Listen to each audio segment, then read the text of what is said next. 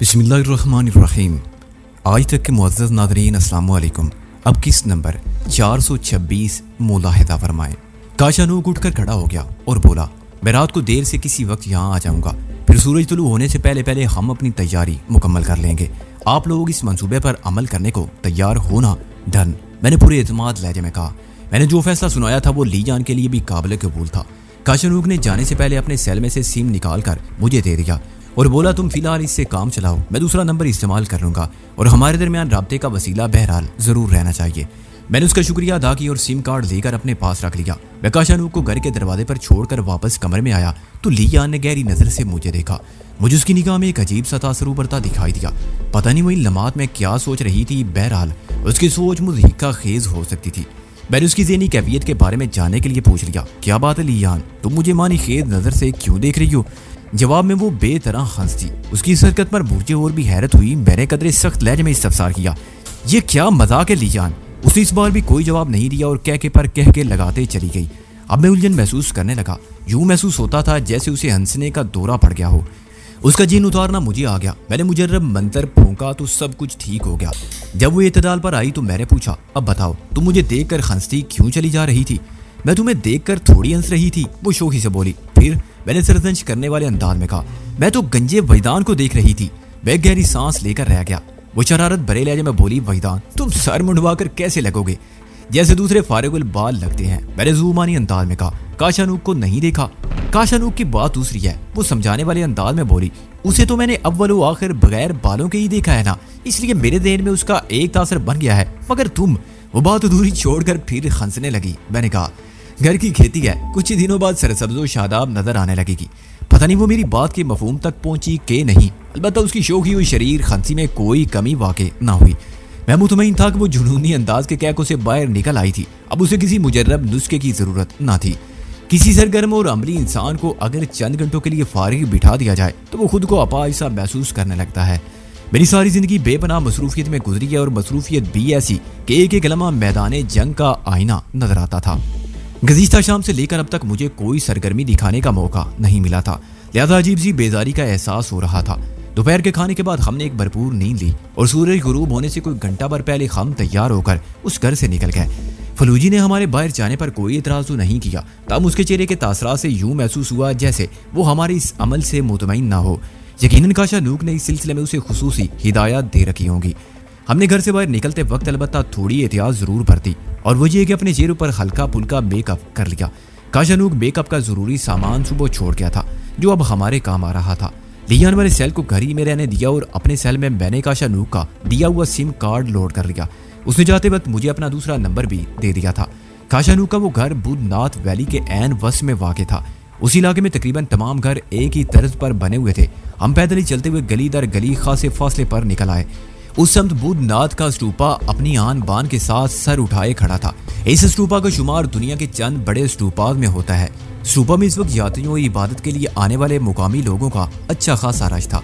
हम बुद्ध इबादतगाह के अंदर तो नहीं गए, ताम बाहरी एक महफूज कोने में खड़े लातादाद अफराद को वहाँ आते जाते देखते रहे। उन लोगों में मुझे कोई भी शिनासा चेहरा दिखाई ना दिया और ना ही किसी शख्स ने ऐसी नज़र से हमें देखा कि वो पहचानने की कोशिश कर रहा हो। बुद्धा के मानने वाले आमतौर पर बहुत ही सुलझो और अमन पसंद होते हैं, अपने काम से काम रखने वाले और इंतहाई सादा जिंदगी गुजारने वाले। बुधनाथ वैली के बासियों का भी यही आलम था। हम वहाँ से हट गए और वैली की दूसरी गलियों में मटर गश्त करने लगे। यहीं एक काफ़ी हाउस से हमने कुछ जायका चाय नोश की और वापसी की राह ली। मैं दर हकीकत इस वैली का जायजा लेना चाहता था ताकि जिस घर में हम मुकीम थे उसका महल्ले वुकू मालूम हो सके और मैं अपने मकसद में कामयाब रहा। अब किसी इमरजेंसी की सूरत में घर से बाहर निकल कर मेरे लिए कोई मसला पैदा नहीं हो सकता था।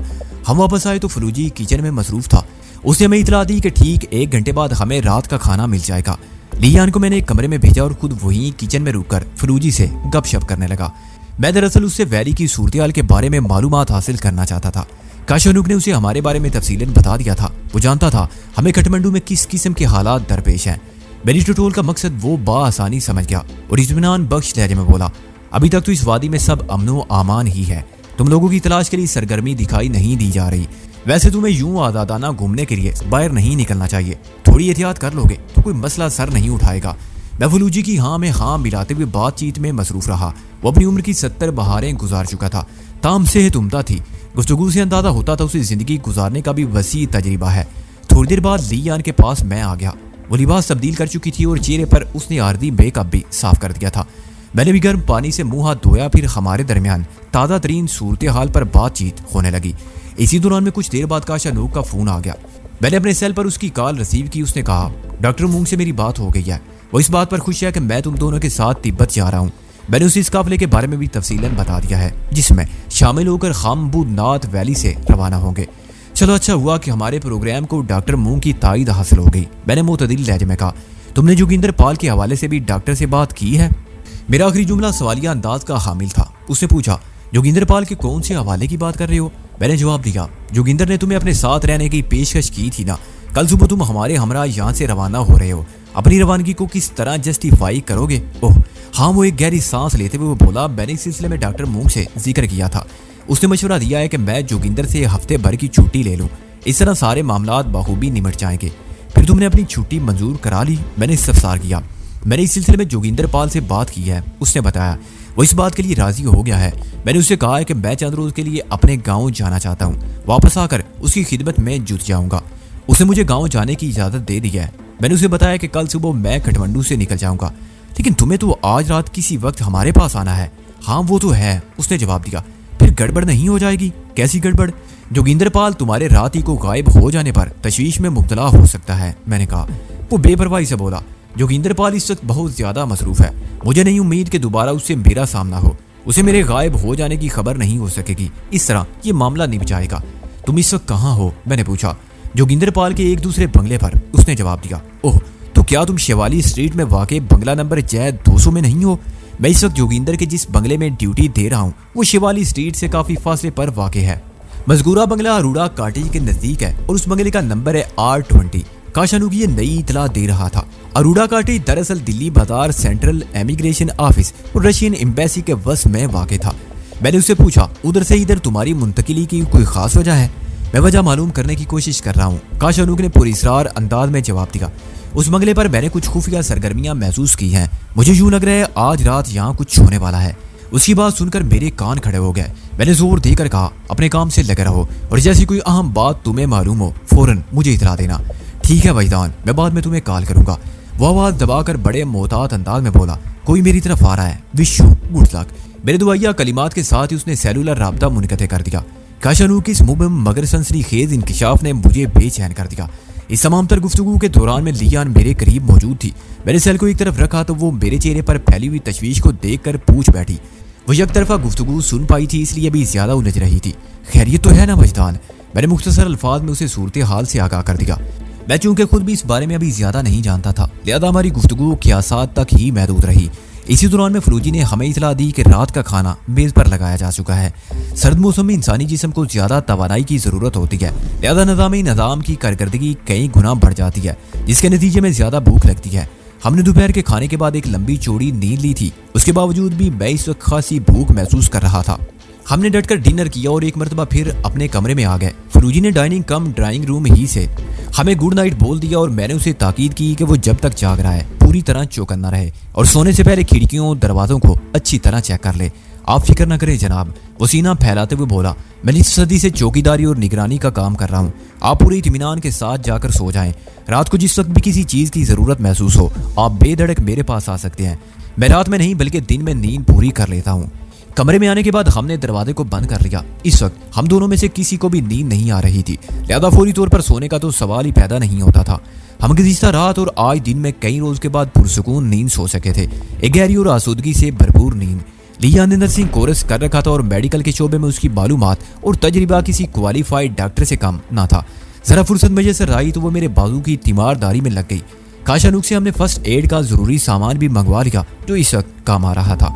डॉक्टर मूंग के साथ रत्ना पार्क वाले बंगले से हाईवे वाली बस्ती की तरफ जाते हुए दुश्मनों से जो मारामारी हुई थी उसमें मेरे बाएं बाजू का ट्राइसेप्स जख्मी हो गया था, जो इस वक्त लियान के हाथों तीमारदारी का लुत्फ उठा रहा था। लियान की शख्सियत में कई तजाद पाए जाते थे। वो एक तरह से मजमूए तजादात बनकर रह गई थी। मैदान कारज़ार में वो मार्शल आर्ट्स का आला नमूना पेश करके बद्दे मुकाबिल के छक्के छुड़ा देती थी, लेकिन हर नोयत की तीमारदारी के दौरान में वो मोम की गुड़िया बन जाती।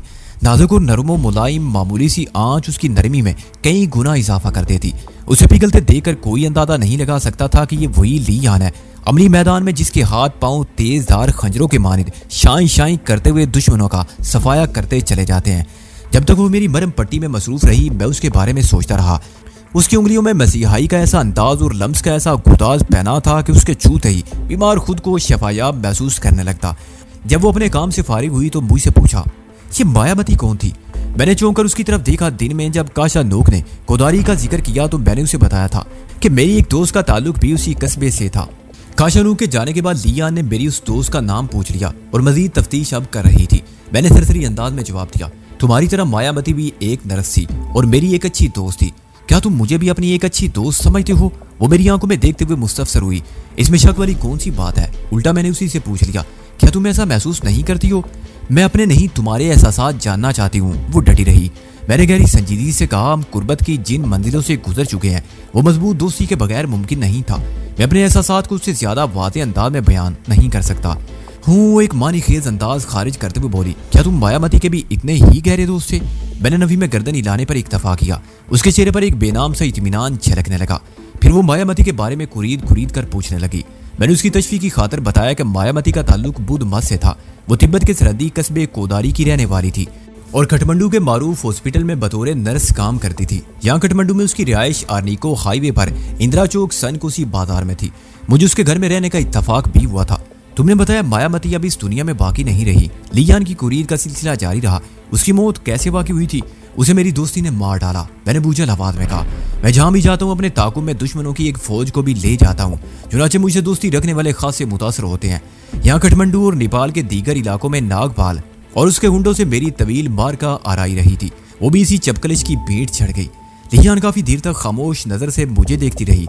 फिर आम से लहजे में बोली, वैतान जरा सोच कर बताओ, तुम्हें दोस्त बनाने में ज्यादा वक्त लगता है या दुश्मन बनाने में? तुम भी पिछले कुछ अरसे से मेरे साथ हो। मैंने जवाब देने की बजाय उल्टा उसी से इस्तफसार कर डाला। तुमने मेरी दोस्तियों और दुश्मनियों को बनते और बिगड़ते हुए देखा है। तुम्हारा तजर्बा क्या कहता है? मेरा ख्याल है तुम दोस्त ज्यादा आसानी से बना लेते हो। वो ठहरे हुए लहजे में बोली, बल्कि तुम्हें तो दुश्मनों को भी दोस्त बनाने का फन आता है। मैं इस सिलसिले में ताज़ा तरीन मिसाल पेश कर सकती हूँ। लियान के आखिरी जुमले ने मुझे खटकने पर मजबूर कर दिया। मुझे यूं महसूस हुआ जैसे वो किसी शरारत के मूड में हो। मैंने उसकी शरीर सोच को बेनकाब करने के लिए सादगी से कहा, हाँ तो वो ताज़ा तरीन मिसाल क्या और किसकी है? भाई मैं कलाड़िया की बात कर रही हूँ। उसके लबों पर तबस्सुम खेलने लगा। तो साबित हो गया मेरा खटकना बेसबब नहीं था। वो कलाड़िया के हवाले से मुझे कूनी मारने का इरादा रखती थी। मैं मजीद अनजान बन गया और बड़ी शराफत से अपनी पसली पेश करते हुए कहा, हाँ तो क्या हुआ था कलाड़िया को? ये भी मैं ही बताऊं? वो तेज नजर से मुझे घूरने लगी। और कौन बताएगा? मैंने कहा, ये जिक्र किसने निकाला है? वो अचानक पटरी बदलते हुए बोली, सीधी सी बात है, कलाड़िया एक खतरनाक दुश्मन की हैसियत से तुम्हारे सामने आई और उसने शिवाली स्ट्रीट वाले बंगले पर अपनी भरपूर दुश्मनी का सबूत भी दिया। लेकिन जब हम बड़े हाल में मोर्चा लगाए बैठे थे तो तुमने कलाड़िया की दुश्मनी को दोस्ती में बदल दिया। वो तुम्हारी ऐसी फर्मा बरदार दोस्त बन गई कि तुम्हारे इशारों पर नाचने लगी। तुमने कहा खामोश, मैं आवाज नहीं सुनूं, और वो वाकई खामोश हो गई। मैं लियान की छेड़खानी को बड़ी वदात के साथ समझ रहा था। उसकी बात के इख्तिताम पर मैंने एक और दाव मार दिया। लियान, मैंने तो लम्हाती और आर्जी तौर पर कलाड़िया को खामोश रहने का कहा था, मगर तुमने मेरी तादा बतादा दोस्त को हमेशा हमेशा के लिए खामोश कर दिया। क्या तुम्हें कलाड़िया की मौत का दुख है? मेरा ख्याल है हसीन और दिलकश शेरों के फरा होने का सबको दुख होना चाहिए। मेरे मुंह से कलाड़िया की तारीफ लियान को अच्छी ना लगी और जल्दी से बोली, हाँ तुम ठीक कह रहे हो। मैंने कहा, वैसे तो अपने अपने ख्यालात और महसूसात की बात है, लेकिन मेरे नज़दीक एक सच्चे आर्टिस्ट को खुददार और हुस्न परस्त होना चाहिए। हम दोनों मार्शल आर्टिस्ट हैं। क्या तुम मेरे ख्यालात की नफी करती हो? मैंने उससे खासा मुश्किल सवाल कर डाला, लेकिन वो जवाब देने के मरहले से बच गई। इससे पहले कि वो जबान खोलती मेरे सेल का बजर बज उठा। मैंने सेल को फौरन हाथ में लेकर देखा। उसके डिस्प्ले काशानूक का नंबर फ्लैश कर रहा था। मैंने यस का बटन प्रेस करने के बाद सेल को कान से लगाया और कहा, हेलो हेलो वजदान। काशानूक की मानूस आवाज मेरी समाज में सरसराई। मैं इस वक्त लंबी चौड़ी बात करने की पोजीशन में नहीं हूँ। क्या तुम फौरी तौर पर इस बंगले में आ सकती हो? काशानूक के अंदाज ने मुझे चौंका दिया। मैंने पूछा, आखिर हुआ क्या है? मुझे बड़ी पक्की खबर मिली है कि आज रात 10 बजे इस बंगले पर तुम्हारे सिलसिले में एक खुफिया हंगामी इजलास होने वाला है। काशानूक ने इंकिशाफ अंगेज लहजे में कहा, इस इमरजेंसी मीटिंग में जोगिंदर पाल के अलावा चंद इसराइली मौजूद अफराद भी शिरकत करेंगे। ये तमाम वो लोग हैं जो बुंदील कुंड वाली इबादतगाह में होने वाली मजमूम कार्रवाइयों में बिला वास्ता या बिल वास्ता मुलव्वस रहे हैं। मैं इन्हें आज ही फना के घाट उतारना चाहता हूँ। और इस नेक काम के लिए मुझे तुम्हारी मदद की जरूरत है। जो लोग रब्बी मोशी हाइमन के इमाम पर बुध नील कुंड वाली इबादत गाह में किसी भी किस्म की तकरीबी कार्रवाई में शामिल रहे थे, वो बराह रास्त मेरे भी दुश्मन थे, क्योंकि पिछले चंद दिनों में इंसानी खून के ज़िया से यहाँ जो खेल खेला जा रहा था उसमें मेरी साहिल को एक मोरे के तौर पर इस्तेमाल किया गया था। इन तमाम जिम्मेदार अफराद को सजा देना मेरा फर्ज बनता था। इस तरह रब्बी का कुछ न कुछ कर्ज चुकता किया जा सकता था। इस संगीन ख्याल ने मेरे वजूद में सनसनी दौड़ा दी। दूसरे ही लम्हे मैंने काशानूक से पूछा, तुम मुझसे किस किस्म की मदद चाहते हो? हर किस्म की, वो अटल लहजे में बोला। ठीक है, मैं आ रहा हूँ। मेरे लहजे में भी कतियत शामिल हो गई। एक काम करते आना, उसने इसरारी अंदाज में कहा। मेरी कपड़ों वाली अलमारी के ज़रिए हिस्से में धमाका खेज मवाद की अच्छी खासी मिकदार मौजूद है, वो भी अपने साथ ले आना। उसी खाने में आतिशी असला भी रखा हुआ है, उसमें से अगर हथियार की जरूरत महसूस करो तो अपने पास रख लेना। वो एक लम्हे को सांस लेने के लिए मुतवक्कफ हुआ, फिर सिलसिला कलाम को आगे बढ़ाते हुए बोला, इस सिलसिले में मैंने डॉक्टर मूंग से भी बात कर लिया है, वो भी ईंट का जवाब पत्थर से देने के फेवर में है। यहूदियों ने हमारी इबादतगाह के तकद्दुस को पामाल करके जिस तरह दर्जनों अफराद का खून बहाया है, उसके लिए उन्हें सख्त तरीन सजा मिलनी चाहिए, और ये मौका इस काम के लिए इंतहाई मौजू है। वो मुझे अलमारी के खुफिया खाने को खोलने के लिए खुसूसी हिदायत देने लगा। मैंने उसकी बात पूरी तवज्जो से सुनी और कहा, तुम फिक्र ना करो, मैं वो मीटिंग शुरू होने से पहले तुम्हारे पास पहुंच जाऊंगा। इस वक्त रात के 9 बजे हैं, हमारे पास पूरा 1 घंटा पड़ा है। बताओ मैं कहाँ आकर तुमसे मिलूं? मेरी ड्यूटी बंगले के अकबी हिस्से में लगाई गई है। मेरे अलावा एक और शख्स भी वहीं मुतय्यन है, लेकिन मुझे ये सहूलत हासिल है कि बवक्ते ज़रूरत मैं बंगले के अंदर भी आ जा सकता हूँ। मैंने अपने सेल को साइलेंट अलर्ट पर लगा रखा है और इसकी जुमला घंटियों को भी ऑफ कर दिया है। तुम बंगले की अकबी सम्त में पहुंचकर मुझे बेल मार देना, फिर मैं तुमसे ज़रूरी सामान लेने और तुम्हें अंदर पहुंचाने की कोई ना कोई राह निकाल ही लूंगा। एक लम्हे को रुककर उसने मुझे बंगले की लोकेशन बताई। बंगला नंबर 820 और ward cottage central immigration officer के दरमियान वाक़ है। उसकी पुश शुमाली सम्त में दिल्ली बाजार की तरफ पड़ेगी। मैंने ठहरे हुए लहजे में कहा, ठीक है, मैं आ रहा हूँ। सेलुलर रब्ता खत्म हुआ तो मुझे लियान के सामने हालात की वजाहत करना पड़ी। वतमी लहजे में बोली, वैतान, मैं तुम्हें अकेले जाने नहीं दूंगी, तुम्हारा वहाँ कोई काम नहीं है। मैंने सरसरी अंदाज में कहा, तुम इधर ही आराम करो, मैं बहुत जल्द वापस आने की कोशिश करूंगा। नहीं वैतान, वो नफी में गर्दन हिलाते हुए बोली। फिर से वो रात वाली जिद पर उतर आई, या तो मैं भी तुम्हारे साथ जाऊंगी या फिर तुम भी इधर ही रहोगे। मैंने कहा, लियान, सूरत-ए-हाल को समझने की कोशिश करो, समझने के बाद ही तो कह रही हूँ। वो मेरी आंखों में देखते हुए बोली। लियान मुझे बदली बदली नजर आई, बोल्ड और बेबाक तो वो पहले भी थी। अमरीकी माशरत इंसान को और कुछ दे या ना दे, लेकिन बोल्डनेस और बेबाकी जरूर देती है। मगर गुज़िश्ता रात के तजर्बे के बाद से मैं उसमें एक खास किस्म की तब्दीली महसूस कर रहा था। उसका अंदाज किसी आफत का सा हो गया। मुझे यूं लगने लगा जैसे वो मेरे कंधों पर सवार हो। ये मौका ऐसा नहीं था कि मैं बहस में पढ़कर वक्त बर्बाद करता। जब वो किसी भी दौर समझने में ना आई तो मैंने उसे अपने साथ ले जाने का फैसला कर लिया। काशानूक ने अपनी अलमारी से धमाका खेज मवाद लाने को कहा था। मैंने दीवारगीर चोबी अलमारी को खोल लिया, फिर उसकी हिदायत के मुताबिक ज़ेरीन दराज को खींचकर बाहर निकाल लिया। दराज वाला हाफ बॉक्स नुमा चौकठा पूरी तरह बाहर निकल आया तो उसके नीचे मुझे वो खुफिया खाना नजर आ गया जिसका जिक्र काशानूक ने किया था। मैंने उसकी बताई हुई टेक्निक इस्तेमाल करके मज़कूरा खुफिया खाने को खोल लिया। इस खाने के अंदर छोटे बड़े हर किस्म के आतिशी हथियार मौजूद थे। मैंने खूबसूरत पिस्टल का इंतखाब किया। लियान के पास जानूस जहन्नम मकानी का फराम करता नन्हा सा लेडी पिस्टल भी मौजूद था।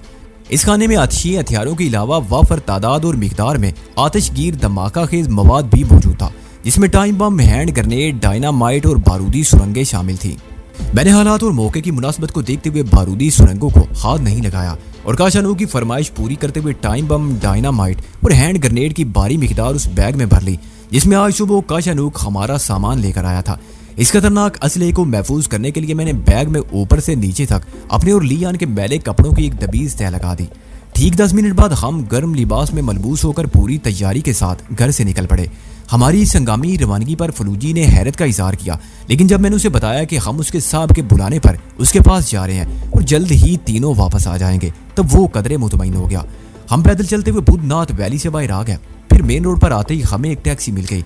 टैक्सी वाले से मैंने दिल्ली बाजार चलने को कहा और हम दोनों टैक्सी में बैठ गए। टैक्सी में सफर के दौरान में मेरे और लियान के दरमियान कोई खास बात नहीं हुई। मैं ज्यादातर खिड़की से बाहर ही देखता रहा। रात ज्यादा नहीं भीगी थी, ताम मौसम की शिद्दत ने लोगों को घरों के अंदर बंद रहने पर मजबूर कर दिया था। सड़कों और बाजारों की वो रौनक कहीं नजर नहीं आ रही थी जो दिन में देखने को मिलती है। हमारी टैक्सी तारागोन होटल के पास से गुजरी। होटल के न्यू साइन ने ठिठरती हुई रात में जिंदगी का यकीन दिलाया। थोड़ी देर बाद हम रिंग रोड पर थे। काठमांडू में कहीं से कहीं भी जाएं, गाहे बगाहे रिंग रोड से जरूर वास्ता पड़ता है। इस सड़क ने किसी बेल्ट की तरह पूरे काठमांडू को अपनी लपेट में ले रखा है। गौशाला के करीब से हमने रिंग रोड को छोड़ दिया और दावर का विलेज काटेज के पास से गुजरते हुए बानीसर के इलाके में पहुंच गए। चंद नमाज के बाद बोरस रेस्टोरेंट को पीछे छूटते हुए हमारी टैक्सी ने दरियाई धोबी खोला को अबूर किया। फिर कुछ ही देर बाद हम रशियन एम्बेसी और अरोड़ा काठी के दरमियान से गुजरकर सीधे दिल्ली बाजार पहुंच गए। दिल्ली बाजार में हमने टैक्सी वाले को फारिग कर दिया और पैदल ही अपनी मंजिल की जानिब चल पड़े। ठीक 9:30 बजे रात हम बंगला नंबर R20 के पिछवाड़े में मौजूद थे। मैंने जीन्स की जेब में से सेल निकाला और काशा नूक के नंबर पंच करने लगा। चिब्बिलोशे जायमन अल मारूफ रबी मोशी हाइमन के इशारे आबरू पर नेपाल की धरती ने पिछले चंद दिनों में मुझे अनगिनत सदमा से दो चार किया था। मादी में नागपाल ने मुझे इसी सरजमीन पर तिगनी का नाच निचा रखा था। मैंने नागपाल और उसके चमचों का जो इबरतनाक असर किया था उसका हवाला आप इस दास्तान की इब्तदाई हिस्से में पढ़ चुके हैं। अब रब्बी के इशारों पर नाचने वाली कठपुतलियों का नंबर था। मैं उन्हें ऐसे जख्म देना चाहता था जिन्हें वो जिंदगी भर चाटते रहें और इन जख्मों की तपश रब्बी तक भी पहुंचती रहे। मेरे फोन के ठीक 10 मिनट बाद काशा नूक हमारे पास मौजूद था। वो मेरे साथ लियान को देखकर चौंका, ताहम उसने कोई तबसरा या एतराज नहीं किया। मुझसे मुखातिब होते हुए उसने कहा, हमारे पास वक्त बहुत कम है, हमने 10-15 मिनट के अंदर तमाम अमूर निपटाना है। मैं वापस अंदर जा रहा हूँ, वहाँ के हालात को साजगार बनाने के बाद मैं तुम्हें बैल दूंगा। उसके बाद तुम बंगले की अकबी दीवार कूद जाना, बाकी मामलात मैं खुद संभाल लूंगा। मिशन की तकमील के बाद वापसी के बारे में भी तुमने कुछ प्लान कर रखा है या नहीं, मैंने पूछा। उसने बताया, 2 बंगले छोड़कर सामने वाली अरोड़ा काटेज के करीब मेरी टैक्सी खड़ी है, वही टैक्सी जिसमें मैंने तुम दोनों को शिवाली स्ट्रीट से बुद्धनाथ वैली पहुंचाया था।